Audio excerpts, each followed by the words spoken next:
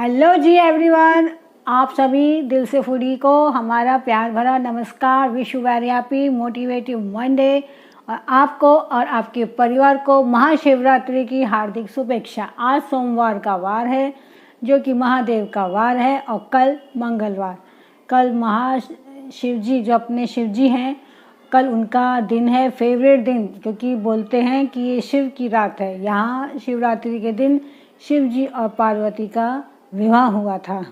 तो आज आपकी ये एसके स्टाइल, क्योंकि इतने सालों से दिल से फूडी में जो काम कर रही है वो ओम एसके स्टाइल के नाम से काम कर रही है, तो सोचा कि इस महाशिवरात्रि पे एक छोटी सी आपको अपनी, वैसे तो मैं कोई महान ज्ञानी इंसान तो मैं हूँ नहीं, हम तो सिर्फ शिव जी से कुछ थोड़ा बहुत सीखते हैं आप। और मुझे ऐसा लगता है कि शिव जी का जो सिर से लेके पैर तक का एक हिस्सा है वो हम लोगों को सीखने का दिन है। और आज महाशिवरात्रि है, तो महाशिवरात्रि के दिन क्यों ना हम शिव जी के शरीर से कुछ सीखें और हम सब मिल के सीखें। वैसे तो मैं कोई ज्ञानी नहीं कि शिव जी की व्याख्या मैं कर सकूं, लेकिन फिर भी मेरी छोटी सी बुद्धि ने इस महाशिवरात्रि के पर्व पर थोड़ी सी कोशिश की है। अगर मुझसे कहीं कोई गलती हुई हो, क्योंकि यहाँ हमारे दिल से फूडी में बहुत बड़े बड़े ज्ञानी हैं,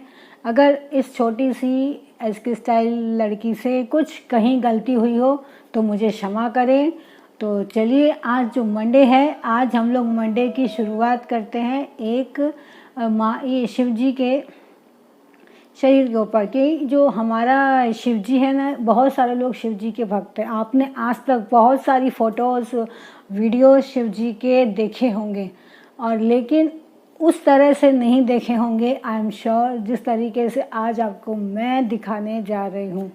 और मेरे ख्याल से जो शिव जी सिर से लेके पैर तक है, उसमें से हम एक एक चीज़ उनसे सीख सकते हैं। तो चलिए, आज मेरी नज़रों से देखिए महादेव की प्रतिमा। तो जो शिव जी का सबसे ऊपरी हिस्सा है, जटाएं, जटाओं में रहती है माँ गंगा, यानी पानी, शीतलता, यानी एकदम ठंडा। और थोड़ा सा अगर उसके नीचे चलते हैं तो उनके दो आँखों के बीच में है तीसरी आँख, जिसमें अग्नि शामिल है, जिसमें अगर वो तीसरी आँख बाय मिस्टेक गलती से खुल जाती है तो ये पूरी सृष्टि को एक पल में समाप्त कर सकती है। तो सोचिए, माथे पे जल और जल के थोड़ी सी नीचे आग, यानी आग और पानी दोनों का ही मिलन असंभव है, लेकिन शिव जी ने दोनों को बैलेंस बना के रखा है। तो वो एक अपने देव ही हैं। बाकी और देवों में ये नहीं है कि इतनी चीज़ों को एक साथ लेकर चलें, इसीलिए तो उनको देवों के देव महादेव बोला गया है, क्योंकि वो सबको एक साथ लेकर चलते हैं। और चलिए, अब थोड़ा सा और आगे उनके साथ चलते हैं, और वो उनके आप देखेंगे तो उनके बालों में चंद्रमा है, यानी अमृत। और थोड़ा सा नीचे आएंगे तो देखेंगे कि उन्होंने गले में सर्पों का हार पहना है। सर्प देखकर लोग डरते हैं, लेकिन महादेव ने सर्प को अपना एक अंग बनाया है, एक उन्होंने अपना उसको हार बनाया है। तो अमृत यानी चांद मतलब अमृत, अमृत और जहर दोनों रह नहीं सकते एक साथ किसी के भी जीवन में, लेकिन महादेव ने उनको भी अपने शरीर में धारण किया है एक साथ। तो हम क्या सीखते हैं महादेव से? जल अग्नि साथ साथ, और अमृत और जहर साथ साथ, और फिर गले में सांप है। और जो शिव जी के पुत्र हैं, यानी हमारे गणेश, गणेश के वाहन है चूहे, जबकि अधिकतर गणेश जी अपने माता पिता के साथ ही रहते थे। तो गणेश जी के वाहन चूहे और उनका वो सर्प, दोनों एक दूसरे के कट्टर दुश्मन। हमेशा चूहा उस सर्प से डरता था है कि ये कहीं मुझे काट ना ले, लेकिन शिव जी ने अपने परिवार का एक हिस्सा बना के इन दोनों को साथ साथ बना के रखा। देखिए, ये सारी खूबियाँ देवों के देव महादेव में हैं। अब और थोड़ा सा आगे हम लोग उनके नीचे अगर देखें तो उन्होंने वो भस्म रमाते हैं, सिर से लेकर पैर तक वो भस्म ही रमाते हैं। और जो उनके आसपास रहते हैं वो भूतों की टोली रहती है, यानी भस्म या राख और भूत एक दूसरे के अपोजिट, पर उन्होंने उन दोनों को भी साथ साथ रखा है। थोड़ा सा अब उनके वाहन की तरफ हम लोग चलते हैं। उनके वाहन हैं नंदी यानी बैल, और उनकी पत्नी यानी शिवा, उनके वाहन है शेर। शिवा, बैल और शेर दोनों एक दूसरे के दुश्मन।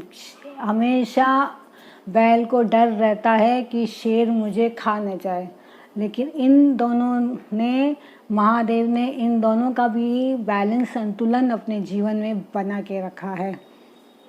तो देखिए आप दोस्तों कि शिव जी की जो प्रतिमा है हमें कितना ज्ञान देती है।